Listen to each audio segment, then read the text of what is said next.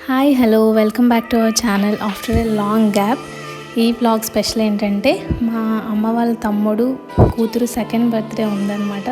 మమ్మల్ని అక్కడికి ఇన్వైట్ చేశారు. సో మేమంతా వెళ్తున్నాము.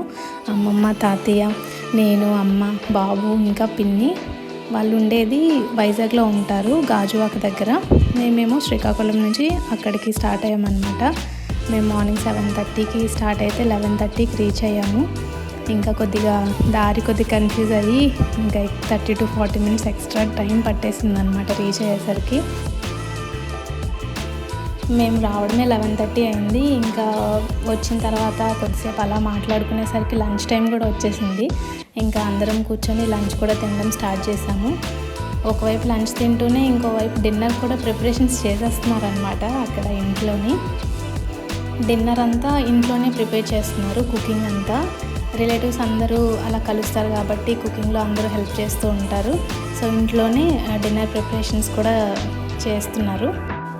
వీళ్ళు ఫస్ట్ బర్త్డే అప్పుడు కూడా ఇంట్లోనే ప్రిపేర్ చేసుకున్నారనమాట. క్యాటరింగ్ ఇలాంటివి ఏం చెప్పకుండా సరదాగా అందరూ కలిసి కూర్చొని వంటలు చేసుకొని ఇలానే ప్రిపేర్ చేసుకుంటారు ఆల్మోస్ట్ ఏ ఫంక్షన్ అయినా సరే.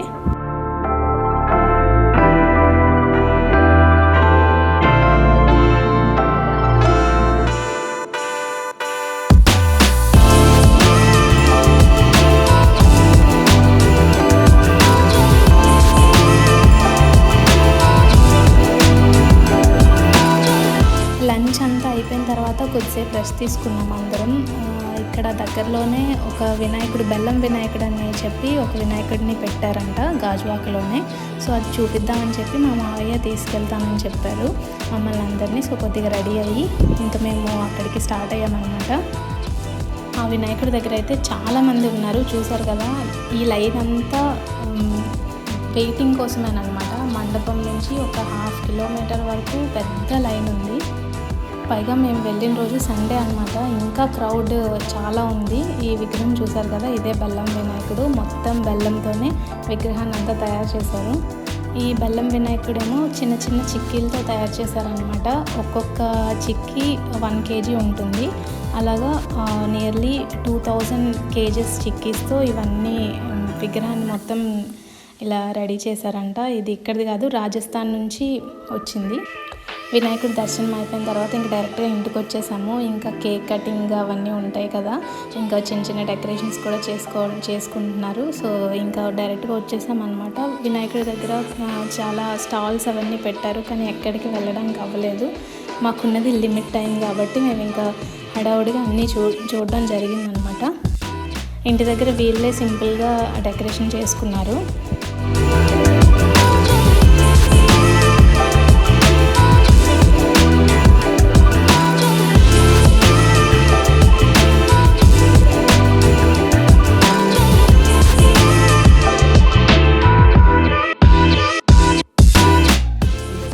ఇక్కడ బర్త్డే గర్ల్ రెడీ అయిపోయింది. తనకంటే ఆ బర్త్డే ఫ్రాకే ఎక్కువ వెయిట్ ఉన్నట్టుంది.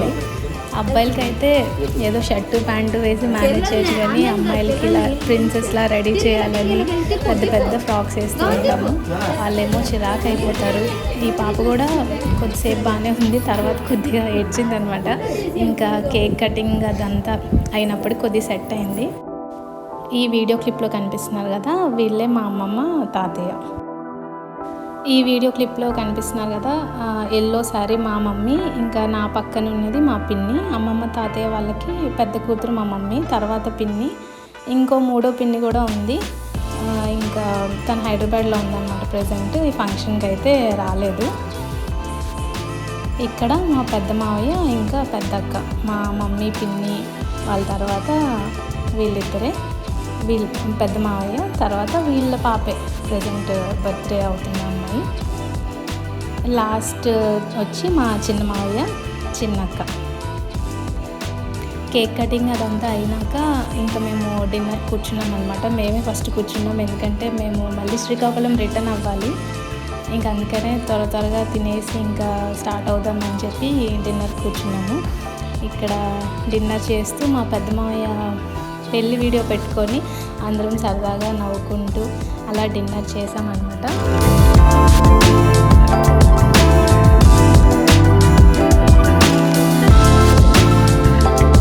ఈ వీడియో ఇక్కడితో ఎండ్ చేస్తున్నాను. అందరికీ ఈ వ్లాగ్ మీకు నచ్చిందని అనుకుంటున్నాను. ఇంకా మళ్ళీ నెక్స్ట్ వీడియోలో కలుద్దాం. Until then take care and bye.